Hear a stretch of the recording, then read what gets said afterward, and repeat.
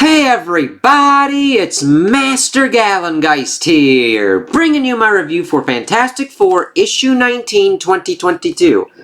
That is a really nice cover and really fits with the kind of noir theme that we've got going on here with, There's No Calm Before This Storm. It's just a really kind of cool one, and it really hits that kind of noir kind of feel. So, this one definitely starts out kind of weird. We're like, what the hell's kind of going on here? What's the purpose? And I love the use of black and white and red throughout this comic for the noir style.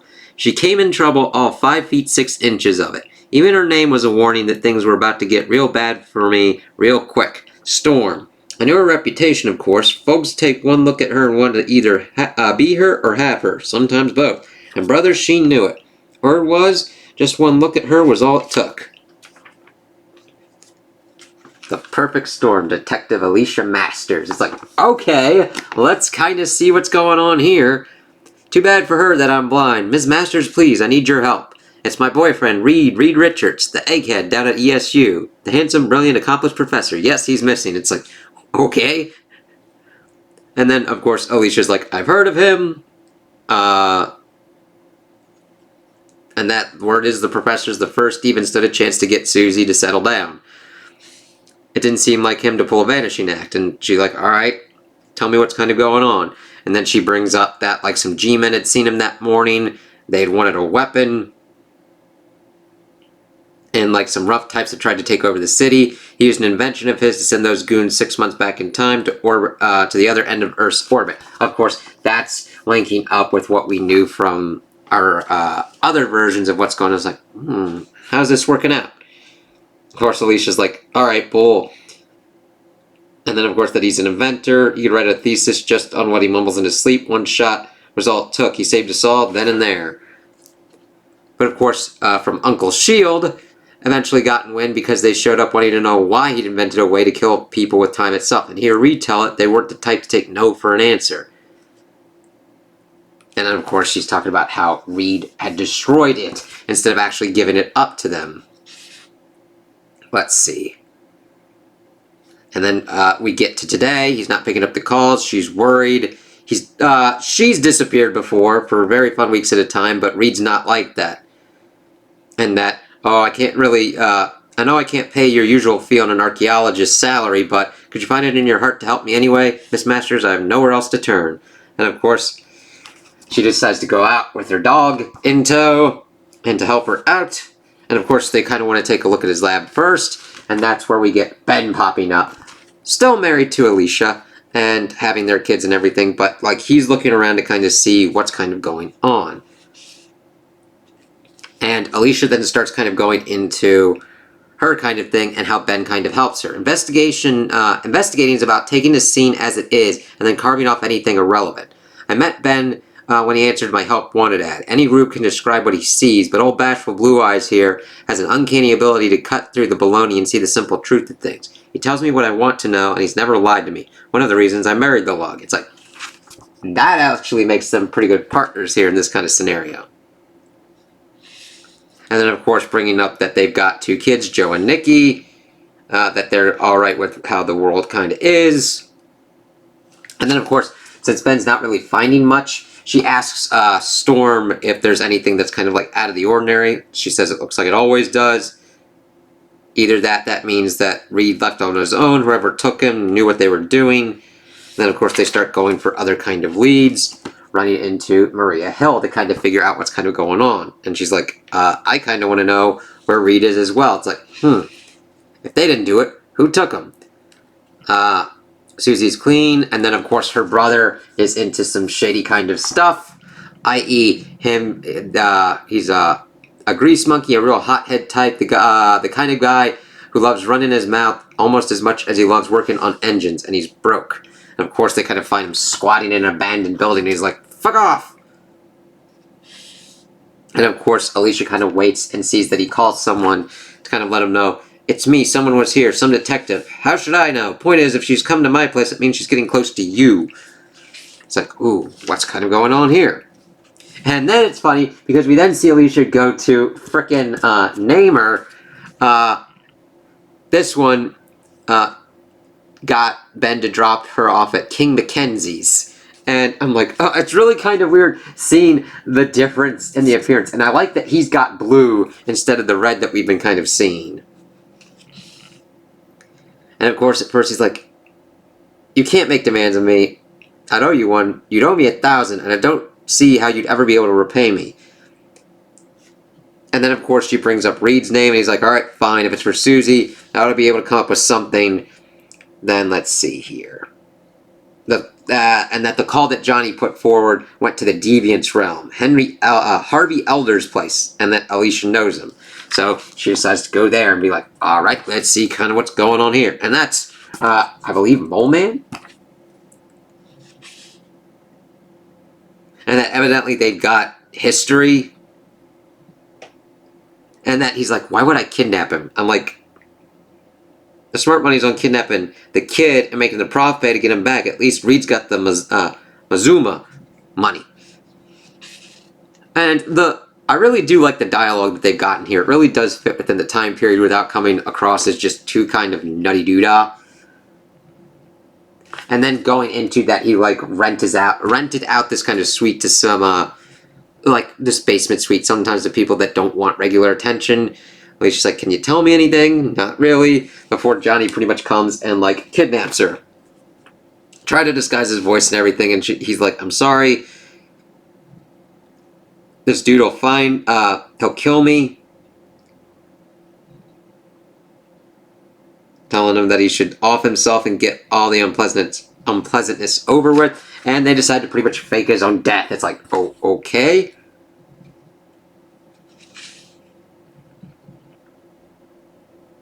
He got in deep with Harvey's mob. It wasn't him that went for that. I don't know where this guy, Pete Petruski, shows up, says he's heard about the jam I'm in, says he can get me out of my sticky situation, assuming I do him a favor, too. I say, sure, fact is, I say, yes, please. He's a slime ball, but I'm out of option. All he wants is some dope on, Reed. Innocent stuff, right? But when Reed disappears, I see it's my big mouth that gave Petruski what he needed, get past Reed's security. I don't know why he wants him, Miss Masters, but I do know I messed up, okay? I've been trying to figure a way of fixing it. And then she's like, why don't you call him? And then pretty much saying that she's going to help him. It's like, alright, let's see kind of how this goes.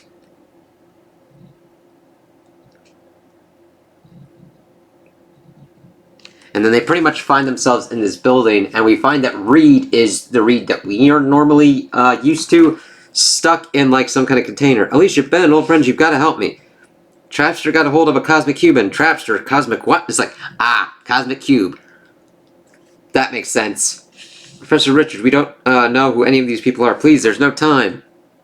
And then pretty much saying that Trapster wanted to rewrite reality, and that's why we got this retro world, whether from his subconscious or some film he watched last night, I don't know. Pete is exactly what I call a mentally disciplined man, as we see what kind of was going on as he utilized the cosmic cube, either to his own effect that he wanted to, or through some accident.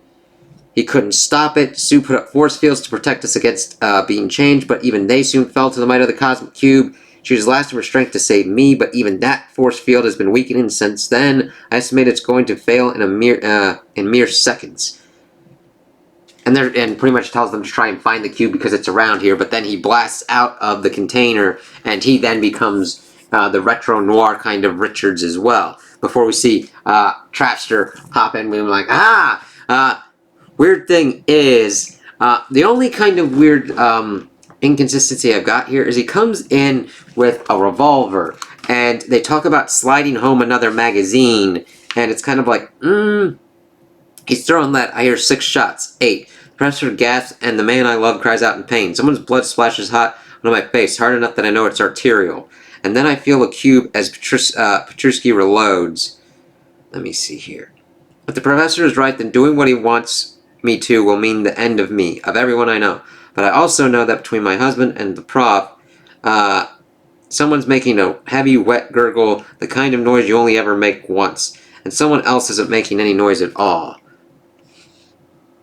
Yeah, so she's pretty much able to find the cosmic cube. She's like, I gotta do this, I gotta do this. And here's where it is. I know I hear a fresh magazine click into place that I don't I don't want Pete to get away with this. So then she utilizes the Cosmic Cube, and one of the great parts of the art is this one right here, where it shows all the differences kind of converging in that one spot. And she's like, it doesn't really feel like a loss as we then get back to our reality. Cube, where'd it go? Alicia, how the heck did you get here?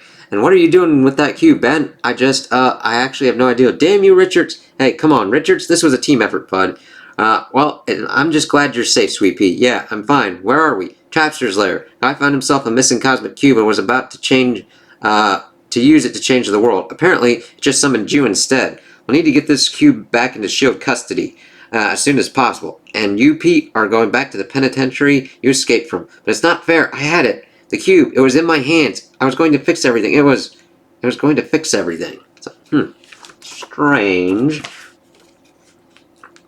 Makes you wonder what Trapster might have changed if he actually gotten that cosmic cube to work. What does a man like Pete Petruski do with unlimited power? He probably just makes himself king of the world and calls it a day. Tin Pot Pete, you know? Or maybe he makes himself galacticized and makes the rest of us worship at the giant feet of our new overlord.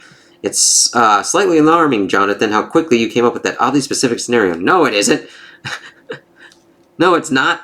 Well, even if he did, I'm sure you four would have handled it. Even against a giant, you're still trouble. All 5 feet 6 inches of you. Huh. It's got a nice ring to it. I am trouble. We all are. And anyone who gets in our way is going to have things go real bad for him real quick. As it then ends. And then we get a nice fan letters column. And then, of course, I look at the next cover issue. So, I kind of like this because it was kind of cool to kind of go through the noir, see Alicia pretty much doing her detective work to figure out what was going on, and seeing Namer brought into it, even in a kind of different role, and then finding out it was a cosmic cube at the end. That worked. Yes, this is what the cosmic cube would kind of do, especially if someone didn't know exactly what they were doing. And it's like, all right, it was cool that Alicia was the one that was able to get a handle on the situation and help out that way. I like her being utilized more within the scenarios, especially since she is married to Ben and can do stuff on her own as well. This was just a nice kind of use that she was kind of the pivotal one and the point of view character that we mainly followed throughout most of it. And it makes sense that they're dealing with a weird, wacky cosmic cube kind of thing and having to figure out at the end that it's like, okay, it wasn't that easy of a kind of fix. It was like, oh god, we're pretty much getting killed here, and Alicia having to utilize it to get it back to our kind of status quo was a nice little thing. And I can't wait to see where we're going to be going next with this. I just am like, how did Trapster get a cosmic cube? And how is that going to like factor in with S.H.I.E.L.D. or whatnot? Is S.H.I.E.L.D. doing these scenarios to kind of see what the Fantastic Four are able to fight and go up against, and what kind of new strategies and powers that they can somewhat do? Because that's kind of what I got the feeling of with Maria and that kind of list of what the Fantastic Four are able to kind of accomplish and what they can do. So we'll have to see how these kind of string together, even though they're kind of like Monster of the Week, Episode of the Week kind of things. But that is a very tricky balance to do, and I do like this run because I think it balances that so well, where, yes, it's kind of a thing of the week that sometimes pops up, or thing of the month in most of these cases, but it then still connects to the larger narrative at work, and I just love seeing all of our characters interact in different kind of ways, especially the noir versions of, like, Sue, Ben, Johnny, Reed. We get certain kind of glimpses of Joe and Nikki throughout Alicia's, Detective Alicia's rememberings as she's pretty much getting set upon by Trapster, like right here. And this one was really good with the effective use of color and gray, red, and blue as it was going through. It really worked and helped kind of sell the noir world. So, those are my opinions on the issue. Tell me what you guys think in the comments below. If you liked it, if you didn't like it, if you agree with me, if you disagree with me. Also like and subscribe, and I hope you have a good day.